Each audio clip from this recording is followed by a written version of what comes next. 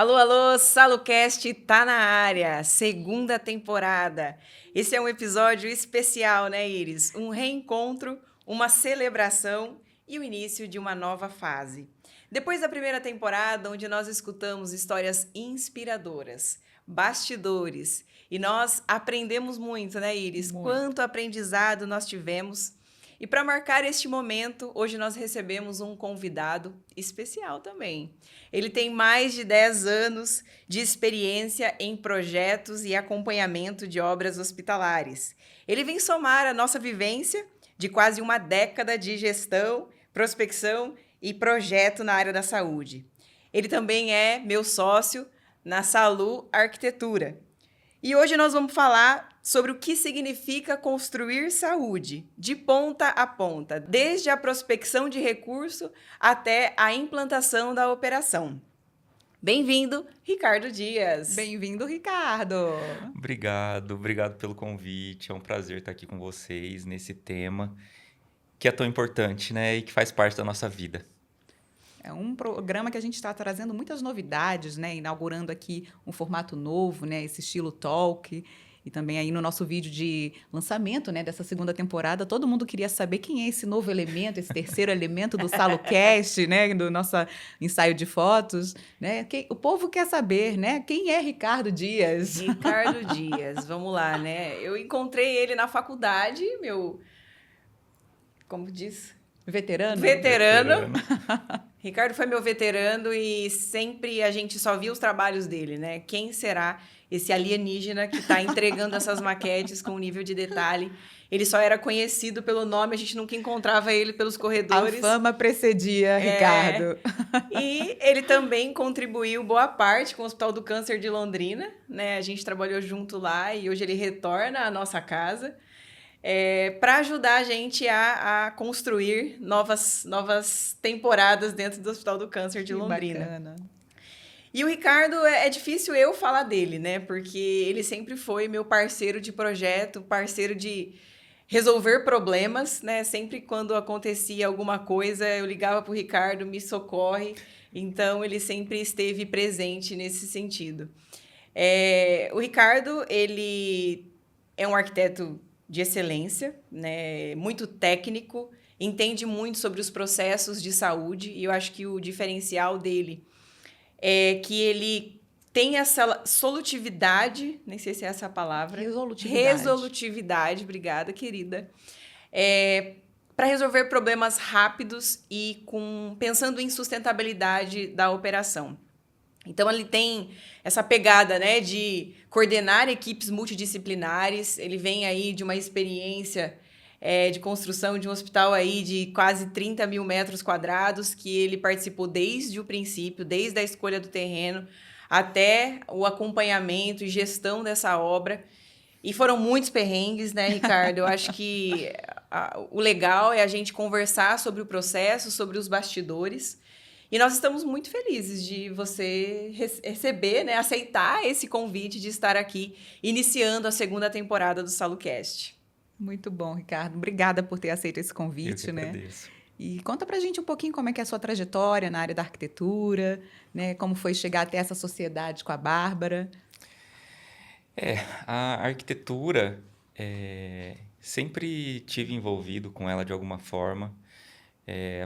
Essa parte da construção, né, da materialização de coisas de um modo geral, né? Desde criança eu vejo que eu tenho muito disso, né? E como que vai fazer, como que vai parar em pé.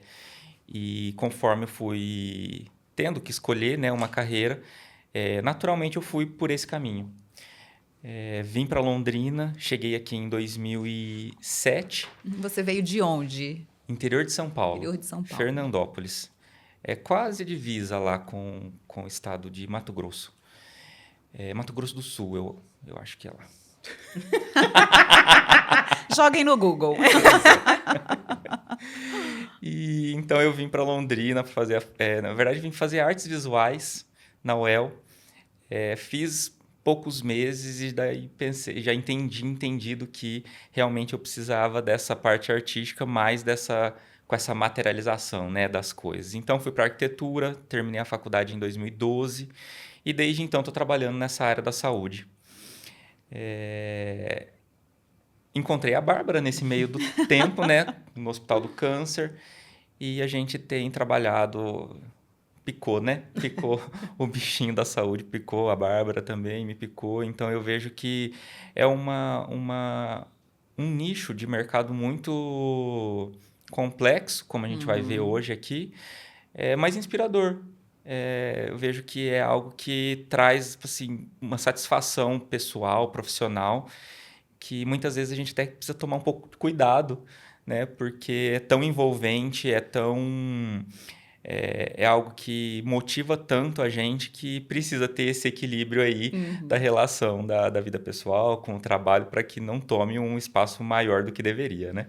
Porque o projeto ele acontece ali fora também do horário de trabalho, né? Minha filha, arquitetando ali esses projetos é full time, né? Quando a gente fala de propósito, é difícil a gente distinguir o momento da gente pôr a capa e tirar a capa, né? Porque sempre é hora de estar pronto para a gente resolver alguma coisa. Exato. Eu acho que o fato da gente se sentir útil, né? Esse é um nicho da arquitetura que me picou porque a gente se sente útil. E, tipo, o que eu estou fazendo impacta milhares de vidas.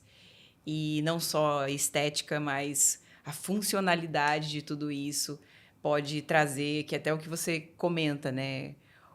Como a gente pode levar esperança para o paciente por meio da arquitetura.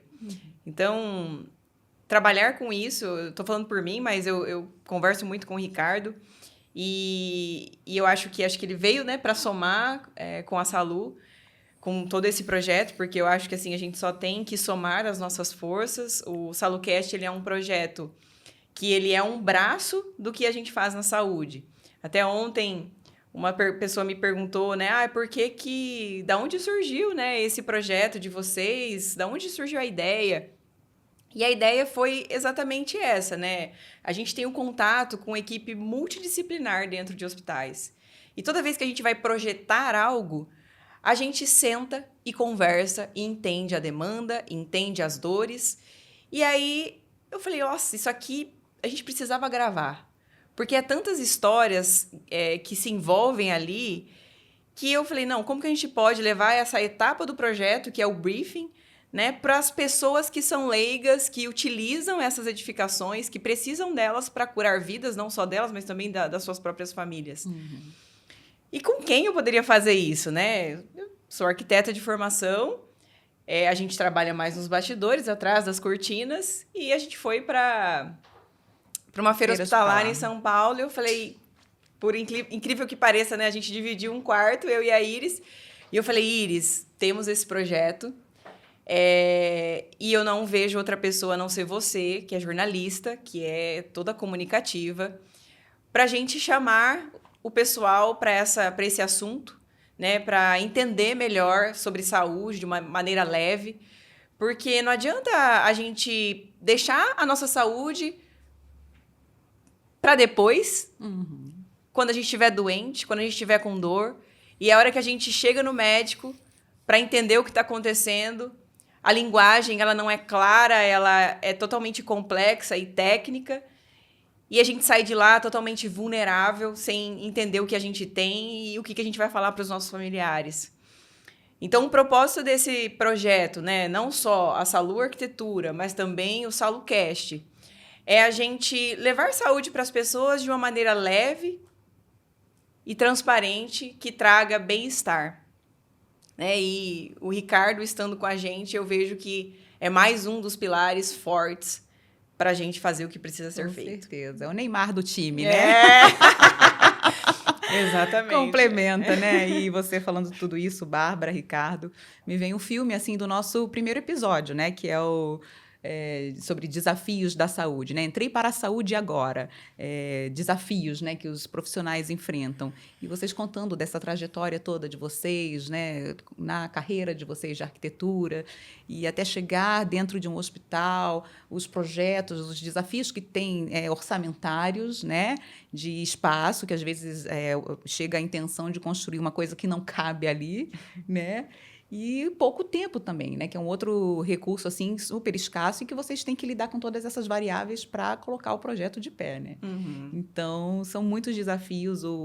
Esse episódio, o nosso primeiro episódio, é o que a gente tem mais visualizações, que é quase que uma catarse de duas profissionais ali debatendo, conversando e compartilhando essas experiências. E talvez por isso que a gente tenha alcançado tanto esse público que se identifica com os perrengues que acontecem também, né, do dia a dia, as vitórias, quando a gente consegue entregar aquilo que foi proposto, né, à altura, atendendo às expectativas. Né? Então, esses desafios vencidos é sempre compensador. Né? Até no nosso primeiro episódio da primeira temporada, o tema era, né, como a gente pode colocar a máscara em nós antes de levarmos para outra pessoa.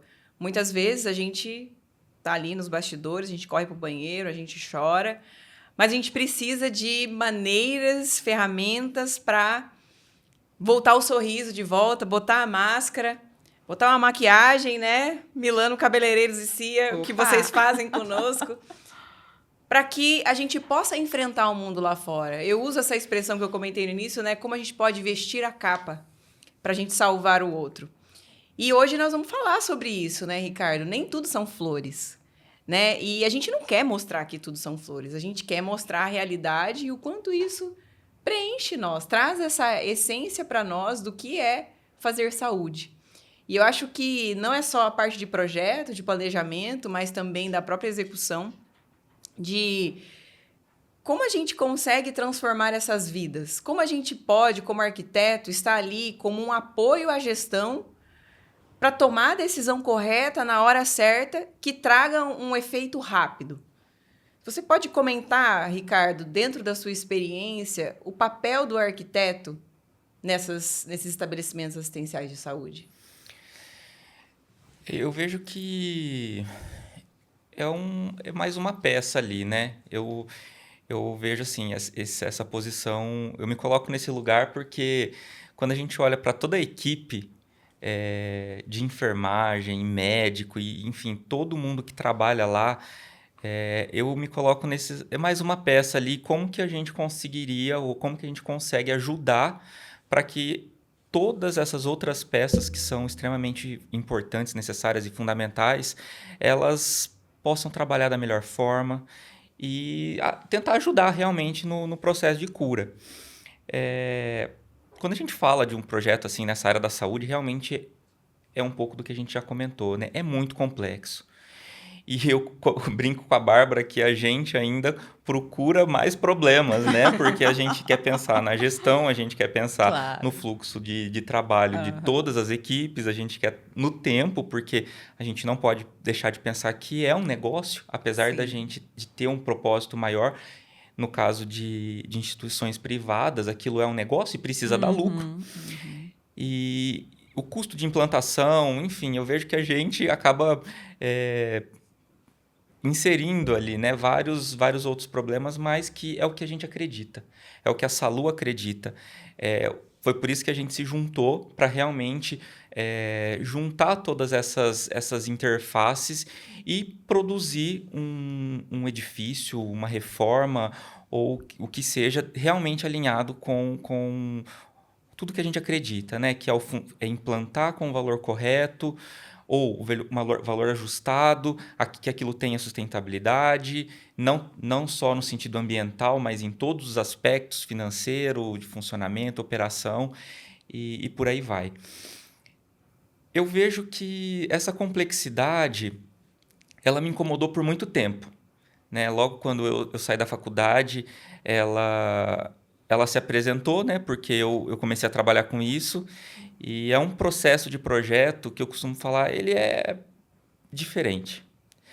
E isso me incomodava demais, porque geralmente as pessoas tendem a imaginar um processo, uma etapa após a outra, sequencial.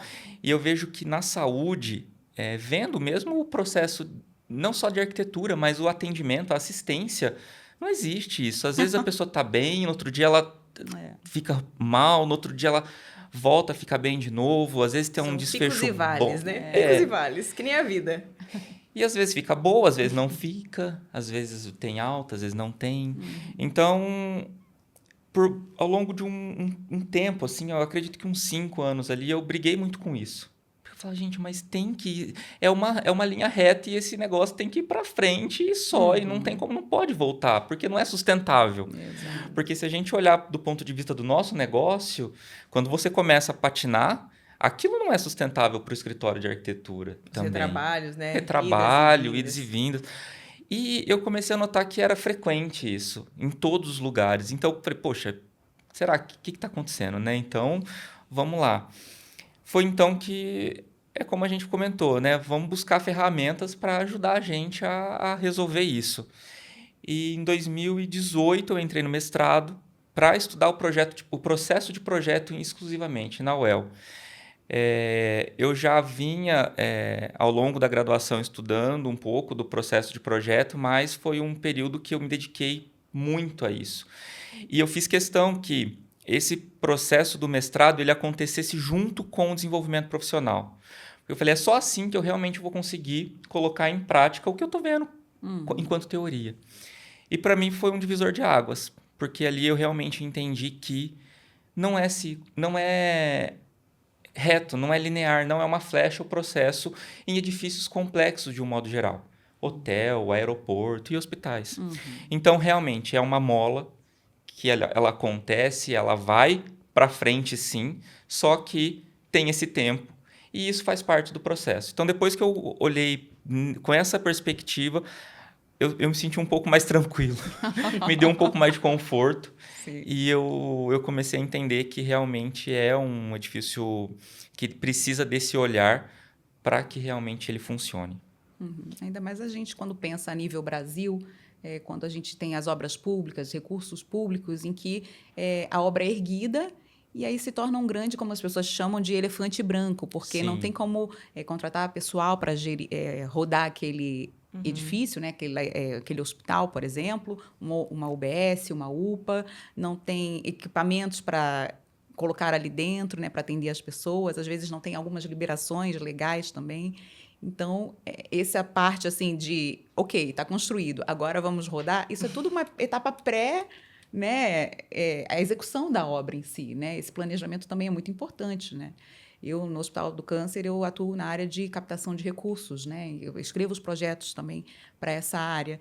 Então, você vê que tudo começa nesse planejamento, né? O que é que eu vou pedir para esse local? Tem planta, acomoda esse equipamento que pesa toneladas, depois recursos humanos para operar esse equipamento, uma robótica, temos profissionais para isso, e se não temos, dá tempo de contratar até a chegada do equipamento e o período de execução desse projeto também. Então, são muitas variáveis A mesmo. meta de atendimento, As né? metas, exatamente. Isso na apresentação do projeto, você tem que ter isso muito claro e seguir isso muito à risca, né? Você vai cumprir com as metas, né, os atendimentos, sem onerar o SUS também, que é um dos desafios que esses projetos, né, colocam. Então, é todo esse organismo mesmo que vocês estão... Exato. É uma grande... É muito complexo por causa do dinamismo. Exato. Né? Isso que o Ricardo falou de, nossa, eu preciso estudar qual é a melhor maneira de eu tornar o escritório sustentável sem prejudicar o meu cliente, né? Porque ele precisa da minha solução. E a gente vender a solução é aquilo, né? Tá, você tá me pedindo uma coxinha. Aí, a hora que você dá uma mordida, você fala, mas eu queria um pastel. Aí, você tem que jogar fora o resto da coxinha, tudo que você se dedicou ali, colocou a sua equipe, a sua energia para buscar o pastel. Ah, mas não é um pastel, é um quibe, né? E aí, assim, até onde vai as nossas tentativas? Até onde está calculado na nossa sustentabilidade atender o cliente? Mas a gente sabe também que o cenário hoje é uma coisa, amanhã muda. Amanhã já não é o mesmo. Então, eu vejo assim, a gente ter a empatia de olhar para o cliente e estar junto com ele, Sim. desse dinamismo, de acompanhar o cenário da saúde, o cenário político, da onde vem a verba, qual é o melhor meio, é o modo da gente se blindar. Né? Então, assim, como eu posso trazer essa sustentabilidade? É eu pensar no meu projeto N maneiras dele se transformar a cada dia. que é essa espiral que o Ricardo comentou. Porque nas demais tipologias, a gente vai indo por etapas, né? Ah, fez o EVTL, é isso, próximo. E a gente vai dando ok e o cliente vai check, check. Ah, ok, perfeito, cenário ótimo. Mas e quando a gente está falando que hoje é uma coisa, amanhã é outra, e não é uma pessoa tomando decisão? É um conselho, são gestores, são médicos, são enfermeiros, muitas pessoas com visões diferentes, com escalas e ângulos de perspecção sobre tudo que está acontecendo de uma maneira diferente e que a gente tem que saber filtrar. Tem que saber interpretar o que cada um quer e o que o cenário, não agora, mas daqui 10, 15 anos, vai trazer durabilidade e sustentabilidade para o que a gente está fazendo. Exato. E isso, assim, a gente não vai conseguir fazendo uma faculdade, a gente não vai conseguir fazendo simplesmente uma especialização. É a campo, né? É anos de experiência, a gente passando por vários tipos de setores, de pessoas, de coordenações, e a gente vai entendendo e aprendendo a cada dia. Eu acho que o mosquitinho pica porque faz a gente ser eternos aprendizes, né? Porque hoje, se você é um especialista em saúde, né? Não sou mesmo. Porque hoje eu não sei nada. E vai ser sempre assim. Isso é ótimo. É ótimo a gente se colocar nessa cadeira de humildade, de eu tenho muito que aprender.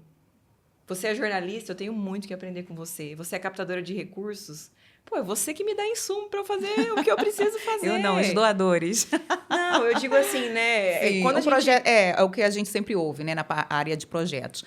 Existe recurso, mas não existe projeto bem feito que seja aprovado para usar esse recurso. Então, às vezes, os recursos não são tão escassos assim. Não existem projetos que contemplem, né, todas as necessidades que ele precisa contemplar para ser aprovado e receber o recurso, né? Isso é bem louco se a gente pensar assim, que ouve-se muito, ainda mais na área pública, não há verba, não há dinheiro, a gestão passada não transferiu para essa gestão recurso.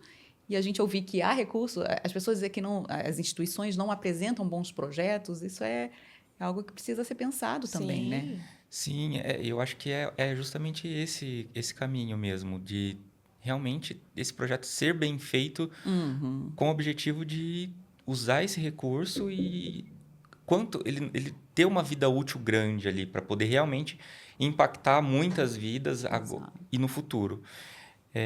Isso que a Bárbara comentou da empatia é algo que realmente a gente tem muita dificuldade, eu acho que, de entender com relação ao pensamento da gestão e também linka um pouco com a captação.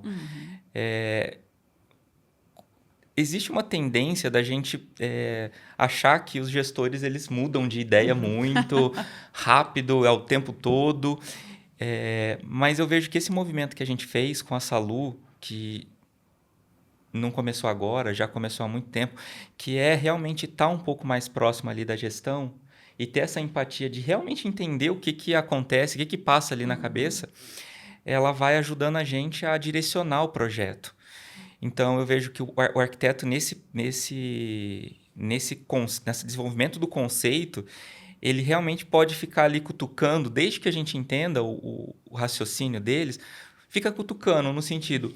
Vamos pensar nesse ponto? Vamos pensar naquele outro? Vamos pensar em tal? Ah, mas eu queria algo muito bonito, mas como que vai ser a limpeza disso? Quanto que será que vai custar a limpeza disso? Vai durar? Não, mas o produto que a gente vai aplicar vai danificar na terceira vez. Então, eu vejo que o papel do arquiteto ele vai muito para esse sentido. Mas para a gente ajudar, a gente precisa entender. E não é um trabalho fácil entender a cabeça dos gestores, porque são mentes, eu falo, são mentes brilhantes. Sim. Que lidam com inúmeros cenários, inúmeras pessoas e realmente a gente precisa entender isso para construir um projeto de qualidade. Eu vejo que o projeto de qualidade ele nasce daí. Ele nasce dessa empatia, ele nasce realmente dessa flexibilidade que a Bárbara comentou, que hoje é uma coisa, amanhã não é mais. E eu costumo dizer assim, que a gente acaba desenvolvendo, ou tendo que desenvolver, uma visão de futurologia. Sim. Porque eu falo que a tecnologia no setor da saúde, e a gente vai nas feiras hospitalares aí, acontece todo ano, e a gente se surpreende a cada ano, é muito rápido, porque é uma área que investe-se muito. a indústria né, investe muito na tecnologia hospitalar. Por um lado, me preocupa, porque eu entendo que eles estão enxergando uma demanda atual, grande e crescente nos próximos anos. Significa que as pessoas estão adoecendo e realmente vão consumir isso, porque, como a gente falou, é um negócio. Sim. Mas, ao mesmo tempo, traz uma segurança e que as coisas elas vão acontecer, elas vão curar, elas vão aliviar e trazer a esperança para as pessoas.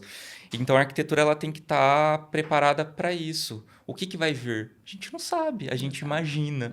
É TI, é tecnologia, é informação, é dados, mas... Olha, se a gente olhar 10 anos atrás, quando a gente saiu da faculdade, não tinha metade da tecnologia que tem hoje. Então, assim, o que vai vir a gente não sabe.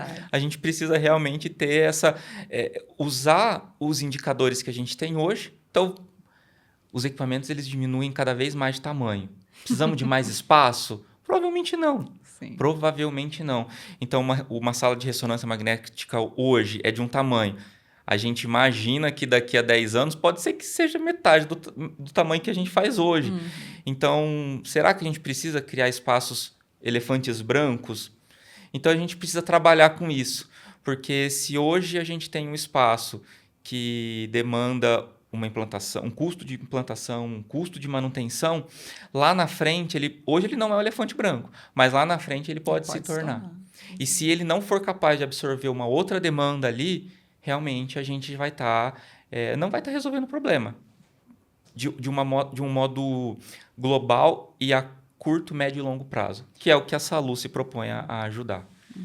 Fala que a gente é socorrista, né? Você tem que estar pronto para receber a urgência e a emergência e despachar para o devido setor para dar continuidade no tratamento.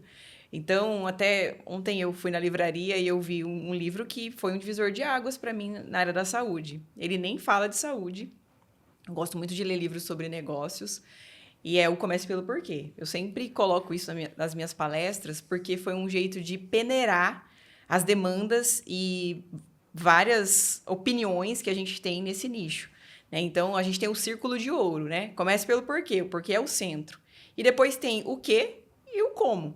Né? Então, normalmente, as pessoas, gestores, doutores, o que for, todo mundo vem com uma ideia já te falando como nós vamos fazer. Ah, você tem que puxar aqui, essa sala tem que abrir aqui, tem que ter uma mesa aqui, tal, tal, tal.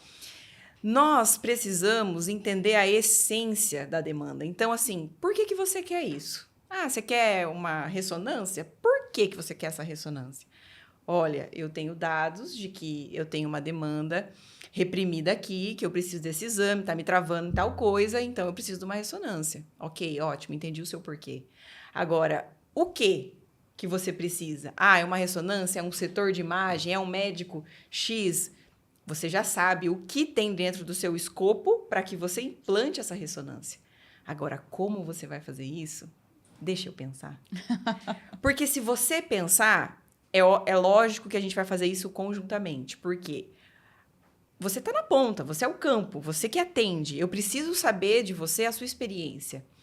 Mas você também tem que entender a nossa visão de futuro para que essa edificação ou esse setor ele seja flexível o suficiente para ele ir se transformando e ele ser sustentável para o hospital. Para que os números não impactem. Nossa, a gente...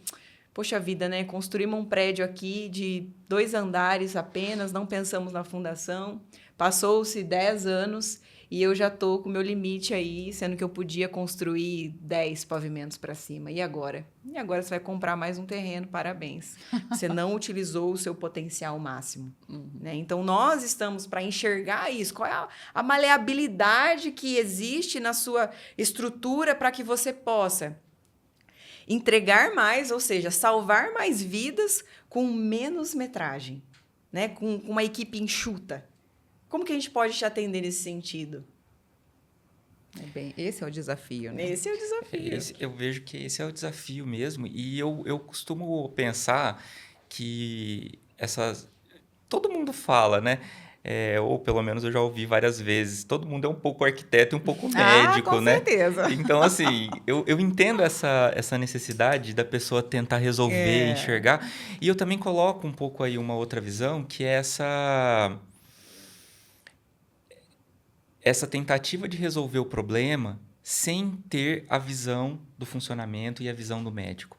Eu vejo que as pessoas elas têm um certo receio, assim, o arquiteto vai projetar um negócio grandioso, algo que vai... Eu preciso ficar em cima dele ali Luxuoso. para poder não ficar exatamente ajustado o tamanho que precisa ser. A gente ouve até pejorativamente as pessoas falarem que a arquitetura é perfumaria. Né? É uma Perfumaria, tristeza exato. ouvir uma coisa assim. E a gente vê muito isso mesmo.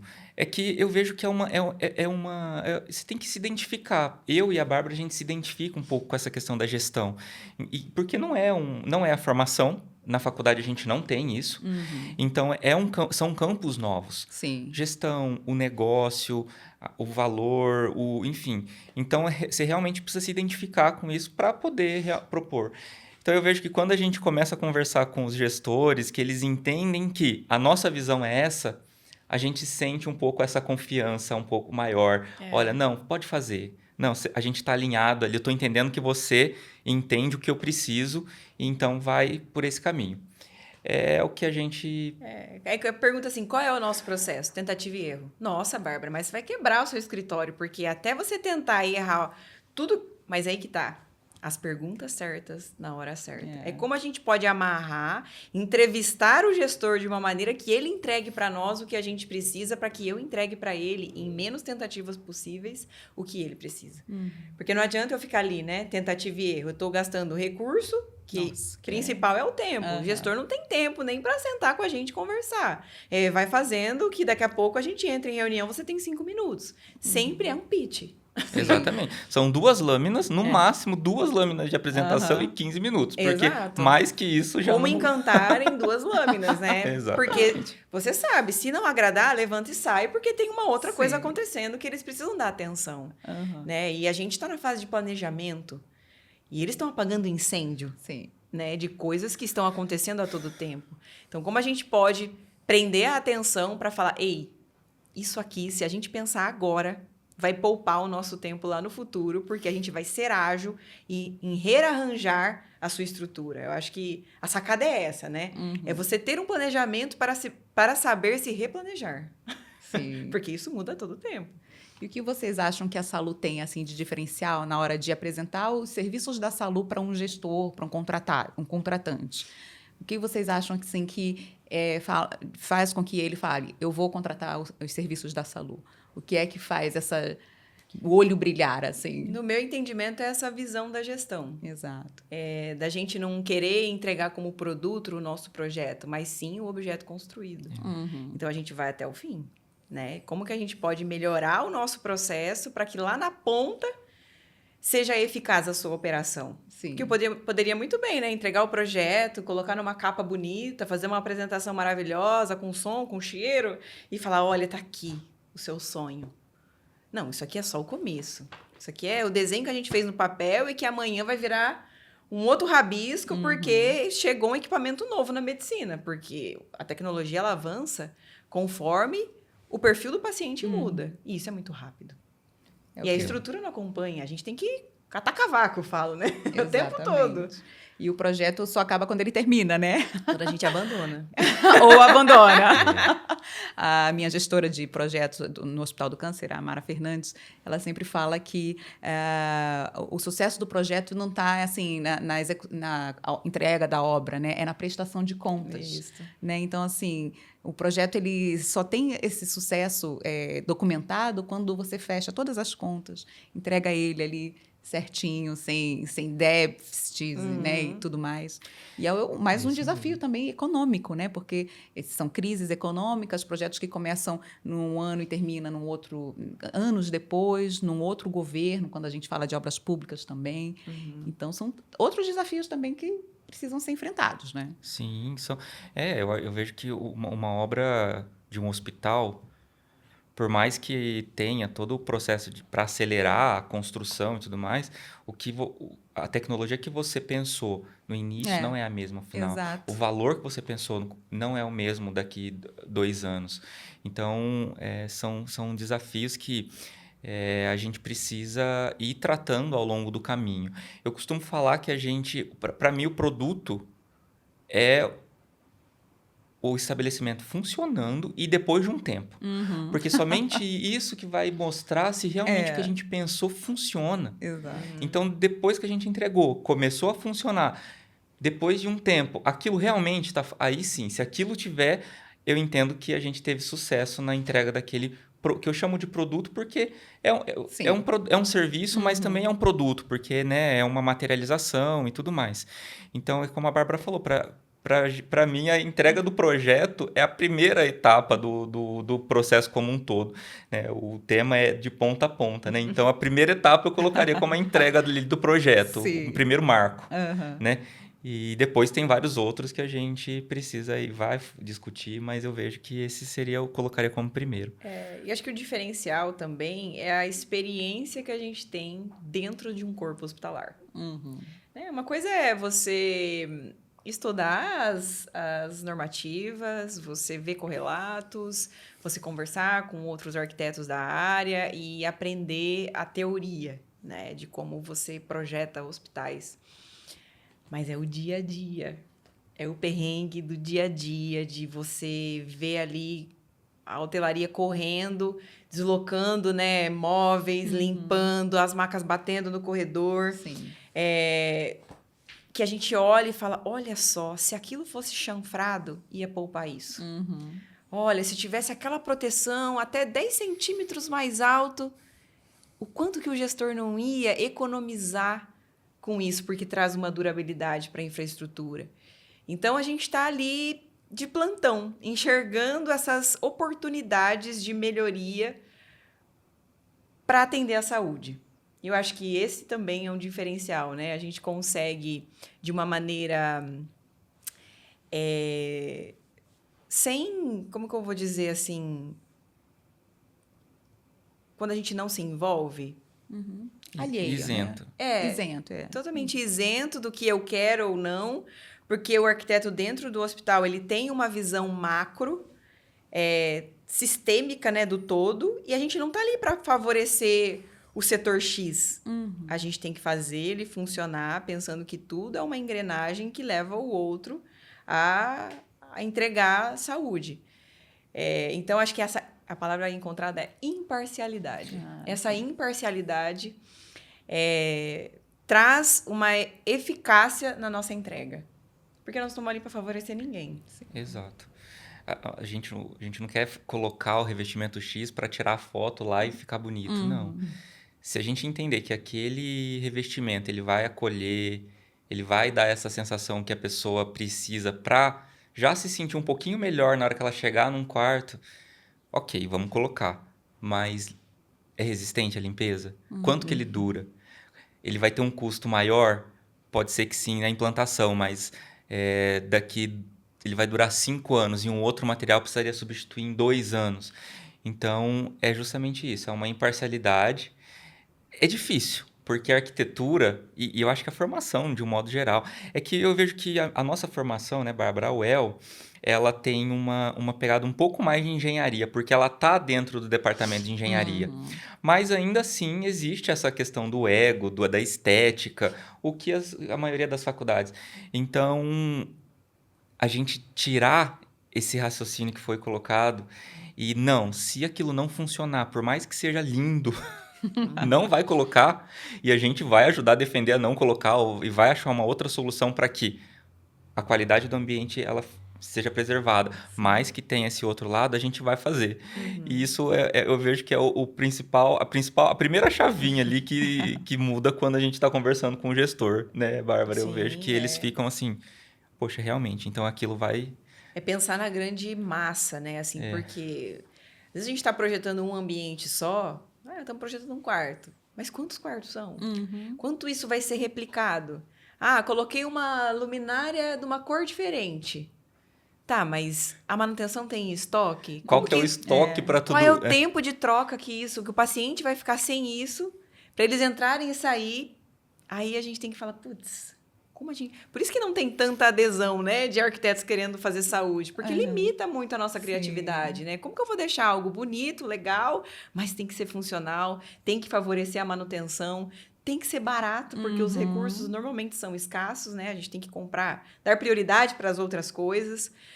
Então, como gerar esse equilíbrio? Esse é o nosso desafio. Desafio, né? E a inovação, gente? A gente vê, assim, nas redes sociais, na TV, nos programas jornalísticos, um hospital na China, que ele é todo robotizado, que não tem médico, não tem recursos humanos. E aí a gente fica, assim, achando que, nossa, em 5 anos vai acabar, né? Todo o que a gente conhece hoje como espaços de saúde. E hoje, na prática, assim, na vivência de vocês, como é que vocês recebem essa inovação? O que tem, né, de uso, de recursos hoje para vocês que vêm do desenho, né, de arquitetar ali muito na prancha, depois as plantas e depois, né, maquetes e tudo mais. Como a inovação ajuda vocês com as ferramentas, o AutoCAD, né, enfim, a evolução disso? Como é que está sendo nessa área da arquitetura hospitalar? Eu vejo que a gente precisa estar aberto a todas elas, né? Eu acho que tem muita coisa surgindo. Cada dia mais, né? É tecnologia, é ferramenta. E então, eu me considero bem aberto a tudo isso, porém, com um filtro ali bem afiado. Porque a gente sabe que muita coisa surge, promete muita facilidade. E eu vejo que esse filtro ele ajuda a gente a realmente ver o que é efetivo. Eu vejo que essa proximidade, essa vivência no hospital também dá a oportunidade da gente pegar ali o coordenador de uma determinada área, viu, ó, apareceu isso aqui, você acha que funciona? Às vezes funciona, às vezes não. Então, mas assim, o que vier e a gente se encaixar dentro desse gabarito que a gente definiu, eu vejo que só tem a agregar e ajudar. E eu vejo assim, a quantidade de norma, a quantidade de restrição de projeto atualmente, ela só cresce também, na mesma proporção que as tecnologias. Então, são muitas normas. Então, o máximo que a gente conseguir automatizar e ajudar a gente a gerir todas essas informações, eu acho que só vem a agregar. Eu falo assim, trabalhar dentro de hospitais é trabalhar dentro de grandes laboratórios para nós da arquitetura, né? Porque ao mesmo tempo que a gente está ali projetando, a gente vai a campo e olha se realmente aquilo funcionou ou não. Então, tem uma disciplina na nossa formação que chama APO, que é a avaliação pós-ocupação. Né? Então, o tempo todo a gente está com uma perna ali desenhando e outra ali vendo como que o paciente está reagindo a isso. Né? E a gente fazer uso das tecnologias para medir o nosso tempo, que para mim tempo é vida, né? A gente ser ágil o suficiente para não perder as oportunidades, porque você trabalha nessa área de captação de recursos, você sabe que surge uma verba e nós temos que direcionar, nós temos que lutar por ela. E como a gente pode fazer isso de uma maneira fácil, ágil e que a gente consiga conversar com o gestor para que ele enxergue o que a gente está falando, né? Então, a gente fala da ferramenta BIM, né? Ele trouxe essa representatividade que a gente abre a maquete eletrônica ao mesmo tempo que está projetando e mostra para o gestor o que vai acontecer com uma estimativa de custo daquilo e ele rapidamente consegue essa tomada de decisão de vamos para esse caminho ou vamos para outro caminho. Então, quando a arquitetura ela é inserida como ferramenta para o gestor tomar a decisão do futuro da edificação, para mim eu vejo assim, é satisfatório e, nossa, estou no lugar certo. Porque não é só simplesmente a gente olhar lá na ponta, né, do paciente utilizando aquele ambiente, trazendo cura para ele, mas o quanto as nossas ferramentas de desenho, de solução para todo aquele fluxo que uma área hospitalar exige, a gente traz rapidamente para o gestor essa transparência, né? A gente fala assim, é o raio-x dele, de caramba, vamos seguir esse caminho, com a imparcialidade, que eu estou cuidando da edificação como um todo. E o grande desafio da gestão normalmente as verbas, elas são destinadas para áreas assistenciais. Sim. Só que os bastidores, as áreas de apoio, né? Aumentar leitos, aumentar salas cirúrgicas ou poltronas de quimioterapia, envolve todo um bastidor, né? Quanto de almoxarifado, de farmácia, de cozinha eu vou precisar para que áreas de laboratório para que isso cresça em concomitância. A gente está ali para falar, gente, vocês estão crescendo aqui, está vindo X verba para isso, mas nós precisamos também desse outro lado, senão o barco vai afundar. Sim. Não vai ter gente suficiente, ou não vai ter máquina suficiente para fazer isso acontecer. Se é automação, se é tecnologia, se é recursos humanos, o gestor vai entender o que para o momento é mais sustentável ou não. E nós estamos ali como apoio, né? De e se? Mas é a hipótese, né? E se? E aquilo? Os riscos? Quais são? As normas estão ali, a nossa experiência, a nossa vivência com o hospital é simplesmente para acender a luzinha. Aí muitos colegas de trabalho nossos falam, mas não adianta falar, né? Não adianta posicionar. Adianta sim. O nosso papel é ligar a luzinha do preste atenção. O alerta, né? Se o gestor toma uma decisão contrária, é porque ele sabe e consegue medir o risco dele. Porque é difícil você tomar uma decisão totalmente ignorante sobre os seus riscos. Não, ele sabe que ele pode cair, mas ele já calculou o tombo dele. E nós estamos aqui para ajudar isso. Exato. E ele não tem tempo para ficar explicando. Não, Não tem tempo. Então, assim, se você leva uma solução que não está estruturada, ele não vai aí nem que fica explicar nessa, porque ele não não quer. adianta. Ele não vai explicar, ele tem mais coisa para fazer. Ele vai, não dá, e vai, vamos ver como que resolve. Aí ele vai lá tentar resolver a planta ele mesmo e por aí vai, né? E eu vejo, assim, essa questão da APO, que a Bárbara comentou lá atrás, que daí eu já... Considerando a entrega da obra como segundo marco, a APO inicia o terceiro, né? Que é justamente essa avaliação pós-ocupação aí. E eu vejo que essa APO, a gente precisa... A arquitetura não tem em nenhum momento... No máximo, na graduação, alguma disciplina ou outra ali que fala sobre projeto de clínica. Então, a gente não tem nenhuma formação lá com relação aos procedimentos. E a gente atende todas as unidades hospitalares. Sim. Então, quando a gente faz um projeto e a gente vai falar com alguns especialistas do serviço em si, a gente ainda precisa ligar um filtro para ver se o que a pessoa está falando é uma questão cultural dela, se ela aprendeu daquele jeito e né, eu aprendi assim, jeito. faço assim, vai ser sempre dela, assim, né? é um processo dela, ou se realmente aquilo, né, é sustentável e tudo mais. Então, a gente precisa pegar o serviço, estudar, né? A gente teve uma experiência muito boa recentemente com a unidade de transplante de medula, né, que a gente foi debruçar o processo, depois a gente foi falar com uma pessoa, com uma especialista, a gente aprendeu muito com ela, mas a gente precisa estar atento a isso, né? Realmente é o melhor processo? Parece até uma ofensa, né? O arquiteto que não fez medicina tá me questionando, mas espera, isso daqui é um pneumático, você precisa realmente de uma pessoa para ficar carregando isso para para cá e não sei o que.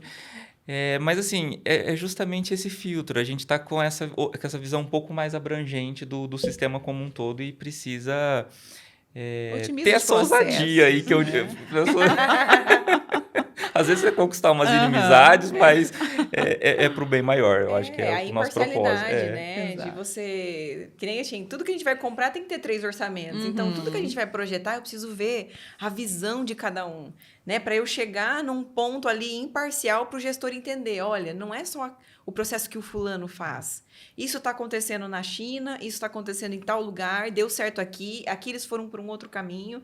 Então, a gente ajuda esse meio de campo, sabe? De fazer a formação do jogo e falar para o gestor, pode chutar que vai ser gol. Sim. Você falou de transplante de medula óssea, né? O impacto social que abrir um setor, né, de medula óssea tem para os beneficiados, os grandes beneficiados que são os pacientes, né? Que muitas vezes precisam se deslocar muitas horas, ir para uma outra cidade, fazer um procedimento e, né, um setor novo que entra, né, abre ali na instituição, acaba trazendo esse benefício. O impacto social dos projetos, né, arquitetônicos principalmente, como eles mudam, né, a realidade local, a realidade ali de uma população, de uma cidade, né, e isso é muito gratificante para vocês também, né, que toda a luta que vocês têm ali no dia a dia de convencer, né, a ousadia de mostrar que não é bem assim, pode ser dessa outra forma, tem um porquê final, que é esse impacto que vocês geram Sim, também, né? eu vejo que o impacto de um hospital construído do zero, por exemplo, esse que a Bárbara comentou lá no começo, né, que a gente acabou de entregar, que tem 30 mil metros quadrados, eles geralmente são equipamentos públicos que levam o desenvolvimento. Na verdade, o impacto começa no início da construção. Uhum. Então, esse hospital, por exemplo, ele chegou ao pico de obra de quase 700 colaboradores ao mesmo tempo durante a obra. Uhum. Então, o Movimenta a impacto economia também, movimenta a né? economia. É. Então, já começa durante a obra. São empreendimentos que demandam lotes grandes, então eles ficam em regiões afastadas, onde ele vai promover o desenvolvimento daquela Sim. região. Asfaltar ali as vias ao redor. Exato, a Entorno, prefeitura trazer vai olhar para comércio. aquela região de uma forma diferente, os empresários também vão olhar. Então, é um impacto, são várias escalas de impactos. E isso que eu vejo que motiva bastante, porque é como se o seu trabalho já estivesse ali dando fruto desde a hora que começa a obra. Então, é algo que realmente, assim, é um impacto na implantação, é um impacto durante a operação, em termos de mão de obra e as vidas. E eu vejo que é uma semente para o futuro, um hospital, porque ele vai precisar funcionar ali pelo menos uns 50 anos. Pelo menos uns 50 anos. Imagina. E o tanto de vidas que impacta, né? Que nem no próprio hospital, né? Qual é a quantidade de pessoas que utilizam ali? 2.000, 2.500 pessoas dia. São 166 municípios que vêm de fora. Que hora que essas pessoas saem das casas delas para serem atendidos por nós? É a instituição é a 8ª instituição que mais emprega em Londrina. Então, também tem esse impacto na vida das pessoas, na economia da cidade. Então, você está ali pensando em algo que vai movimentar esse grande fluxo de pessoas... é muito gratificante. Cada detalhe precisa ser pensado, né? A gente busca cada vez mais trazer esse conforto, não só para quem vai ser atendido, mas também para quem está ali trabalhando, que sai da sua casa, é o seu ganha-pão. Então, a gente tem que olhar para todos. A gente não é Jesus para tentar agradar todo mundo, né? Mas é um trabalho muito árduo. Eu falo que eu ando no hospital, às vezes, de capuz, né? Porque eu sei que eu devo muita coisa para todo mundo. Porque é muita gente para agradar, vamos dizer assim. Muita gente querendo melhorar também a sua própria área, né? Isso. Ali, Não, né? todo mundo tá ali para um bem maior. Só que a grande dificuldade é entender o tempo de cada coisa, né? O que a gente vai dar prioridade? A gente não dá prioridade para nada. É sempre assim, vamos pensar no paciente, que é o porquê todos nós estamos aqui vestindo essa camisa e o quanto a gente pode favorecer o maior número de pessoas no menor tempo possível. Então, essa é a nossa prioridade. Se nós vamos atender o setor X, daqui 2, 3 anos, tenha paciência, uma hora a gente chega lá, a gente está pensando, né, em toda essa visão sistêmica da edificação para que haja sustentabilidade na operação.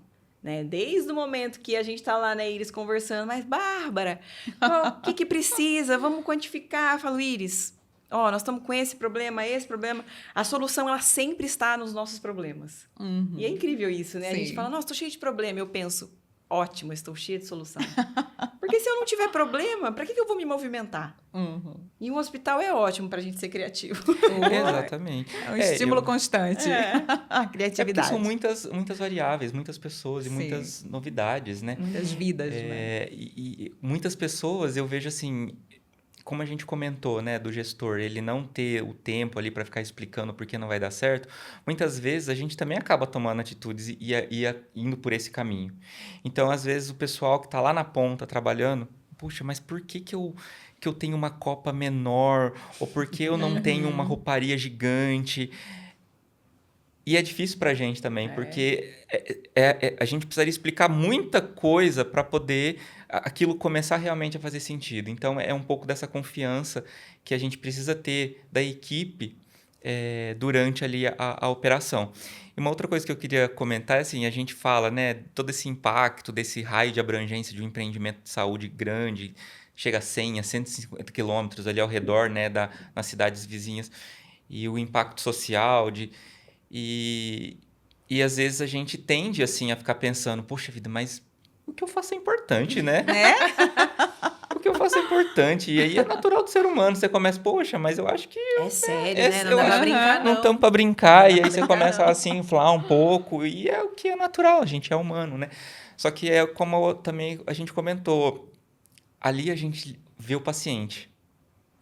Então, aí se você passa na frente de um pronto-socorro todo dia cedo, e misericórdia. ali você vê que, Uhum. viu, vamos baixar a bola, né? Vamos colocar o pé ali no chão. Então, eu vejo que é um privilégio você ter, vamos dizer assim, uma boia ali de equilíbrio diário.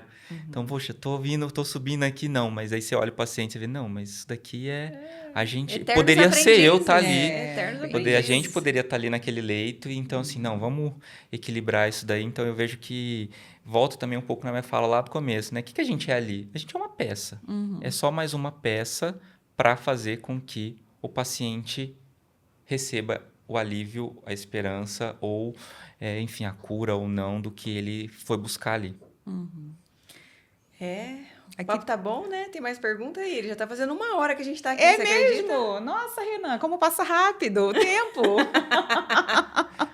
Aqui tem uma pergunta aqui que eu achei interessante, como vocês estão falando da questão da tomada de decisão, o gestor, né? Qual o tipo de indicador de desempenho que deveria orientar a decisão de investimento em infraestrutura, assistencial ou financeiro? Olha, difícil colocar um na frente do outro. Porque pensa, se você não tem a demanda, não faz sentido você implantar aquele serviço, que é um financeiro, que você precisa olhar ali para o financeiro. E se você também implantar algo que não vai ter... Eu encaro, não sei como que a Bárbara vê, são os dois. A gente precisa olhar para os dois com o mesmo peso ali para poder tomar a decisão. Porque se você faz o serviço sem a demanda, ele se torna um elefante branco. E se você... O contrário também é verdadeiro. Então, eu não colocaria um na frente do outro. Eu vejo assim, quando a gente fala de investimento em infraestrutura, é algo muito caro, né? Que despende tempo e dinheiro e, claro, uma equipe gigantesca de multidisciplinas trabalhando conjuntamente. O gestor, ele tomar a decisão de ampliar ou criar uma nova unidade, eu vejo que ele já tem que ter gasto muito tempo de maturação da equipe e da estrutura que ele já possui. Então, assim, como está a taxa de ocupação dele, como está o giro de leito dele, o giro de sala, ele tem que estar analisando tudo isso para ver se ele já chegou no potencial máximo dele. Por quê? Tem muitos processos que precisam ser enxugados, né? Que estão ali soltos, às vezes a agenda solta, era para começar às 7, terminar às 7 e está começando às 9 porque alguém está atrasando, a sala está ociosa. Ele tem que olhar para isso primeiro. Depois que ele alinhou todos esses processos, que a equipe está operando, que nem uma orquestra, todo mundo entrando na hora certa, tocando do jeito certo, no tom certo, aí é a hora dele... Agora, eu já utilizei o máximo que eu podia aqui, eu preciso de algo novo. Nós estamos falando de quantidade, mas nós também temos a qualidade. Não adianta ele que também usar ao máximo a estrutura dele, ela está ali capengando, não dando a qualidade necessária que os profissionais precisam. Então, é esse equilíbrio, né? Até quanto eu posso? A gente sabe que não é 100% da ocupação. Nós precisamos ali, falando de internação, de 75% para poder dar giro. Porque tem um momento de higienizar o leito, de tirar o paciente Sim. recebe a alta, o outro entra. Então, o gestor, ele tem que estar com esse olhar para essas coisas e saber o momento certo de acionar não estou falando nem a arquitetura, envolve aí a engenharia, a manutenção, todos conjuntamente, para que a gente crie essa nova estrutura que ele já sabe que, se tiver uma nova estrutura, vem junto também gasto com pessoas, gasto com insumos, fora todo o gasto que existe na implantação da obra, né? Então, é avaliar isso. Eu sempre faço uma analogia, né? O hospital, ele é como um corpo humano, né? Que você está ali se alimentando, você pode estar comendo coisas erradas, não dormindo bem, consequentemente, você vai ganhar peso. E o que você vai querer fazer? Não, tipo assim, engordou, sua calça não serve mais. É mais fácil você ir na loja e comprar um número maior, não é? O gestor é a mesma coisa. Não está cabendo às pessoas. É mais fácil ele vir até nós e falar, eu quero um edifício novo. Tá, mas a sua edificação está saudável?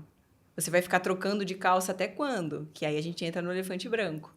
Então, o nosso papel é... Peraí, antes de você gastar com a calça nova, por mais que eu venda a calça, O meu objetivo não é vender a calça, o meu objetivo é fazer com que a sua edificação funcione de uma forma saudável. Nós vendemos saúde, lembre-se disso. Sim. Então, você já olhou seus processos, já está com uma taxa de ocupação boa, seu giro tá bom? Ok, agora nós vamos te dar uma calça nova, você merece. E às vezes ele pode também ficar ele pode entender todo esse contexto e realmente ver que precisa de um espaço maior. E tá tudo bem. O nosso papel é realmente estar claro isso para ele, que foi feito foi esgotado, né? Todo o potencial que o seu prédio tem hoje. Porque eu vejo que aí a gente entra num ponto bem específico, assim, que eles, do ponto de vista da gestão, é bem problemático para o gestor, que é a cultura. A gente está trabalhando com uma equipe de médico, geralmente, que são vários médicos, e eles têm ali uma cultura, ou do local, ou que trouxe de alguma outra... E isso eu vejo que é difícil para o gestor. Uhum. Né? Então, assim, uma sala cirúrgica. Precisamos de mais sala cirúrgica. Todo mundo quer operar só de manhã. E à tarde e à noite a sala fica lá ociosa. Que é uma sala extremamente cara para implantar, para manter e tudo mais. Como que ele vai ajustar a cultura daquele grupo, daquele corpo? Tem o limite.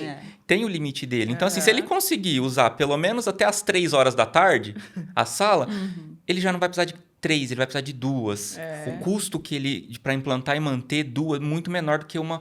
Então, é um ponto crítico essa questão da cultura, que precisa ser respeitado, Sim, porque cada um traz várias idades. Quando a pessoa é um pouco mais jovem, ela pega, mas às vezes você pega um corpo que está um corpo clínico mais antigo, que às vezes tem já ali o seu processo e tudo mais.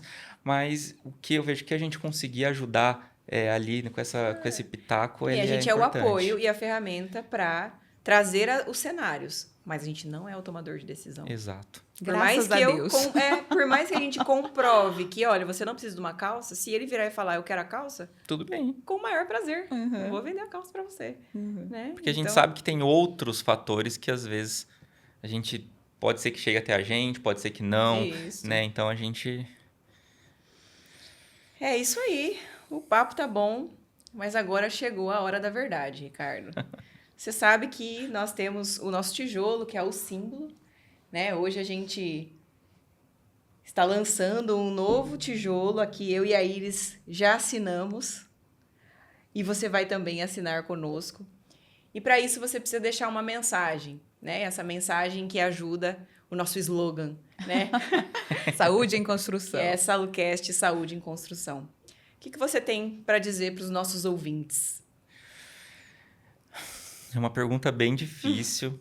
Eu vejo que ao longo desses anos a gente conseguiria falar vários pontos, né? Mas eu vejo que o principal é a gente sempre ter em mente que a gente só consegue ajudar o outro quando a gente tá bem, né? Quando a gente tá equilibrado, apesar de todo o propósito que a área da saúde coloca para as pessoas, a gente precisa tomar cuidado com isso, porque com essa vontade de realmente ajudar, fazer acontecer e tudo mais, a gente também muitas vezes precisa de cuidado. Então eu colocaria o seguinte: tenha sabedoria para colocar a máscara nas outras pessoas, a máscara de oxigênio, e essa mesma sabedoria, na mesma proporção, tenha também para colocar a máscara em você. Porque eu vejo que a gente só consegue realmente ajudar os outros quando a gente cuida da gente mesmo, né? E muito bem, eu acho que a gente precisa cuidar da gente muito bem da mesma forma que a gente cuida dos outros. Muito bom fechar com essa analogia do primeiro episódio, né? Exato. Muito bom. E quando a gente Obrigada, tem um Ricardo. ao outro, né, a gente avisa de que, ei, Ricardo, tá na hora de você pôr a sua. É isso mesmo. Tá ficando Muitas meio roxinho, vezes é na hora de botar a máscara. Perde, é natural. É isso aí. Obrigada por estar aqui conosco. Iniciamos a segunda temporada. Foi dado o start. Vamos dar um brinde. Com certeza. Saúde! Saúde!